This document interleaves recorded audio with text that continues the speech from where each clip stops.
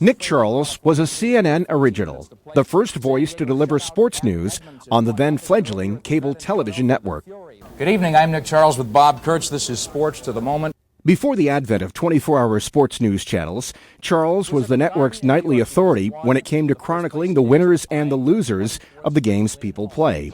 He was paired with Fred Hickman for a nearly two-decade run on CNN's Sports Tonight program. Fancy meeting you here. Yes, indeed, after all this time. This is a milestone show for Fred and me. 3,000 together. That's right. Hope 3,000 more, too. Seems like only yesterday, and it wasn't. I've always looked up to Nick and always kind of aspired to do what he did. You know, he was a great inspiration to me. He taught me to be a better storyteller and a better reporter and a better journalist, a better person. Charles reported on all of the major sporting events, from the Olympics to the Super Bowl. I'm Nick Charles of CNN Sports, and hello again from Pontiac, Michigan. In Sydney, Australia. It's not just another day on the streets of London. We're here in the Rose Bowl, and the scoreboard tells the story. This is Nick Charles on the stretch at Churchill Downs in Louisville. Whether reporting or anchoring, Charles paid particular attention to the way he used his words. Great storyteller, tremendous storyteller. He could, and I've seen him do it, he could literally do a story about a horse and make you think that this horse was like a person. He could take boxing and turn it into something poetic.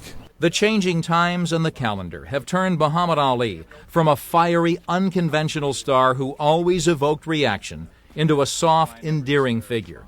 Charles not only had a way with words, he also had a way with the newsmakers in the world of sports. George, do you mind the portrayal that you're a demanding guy? You know me, I'm never going to be any different. You look happy, you look confident, you look like I haven't seen you in a long time.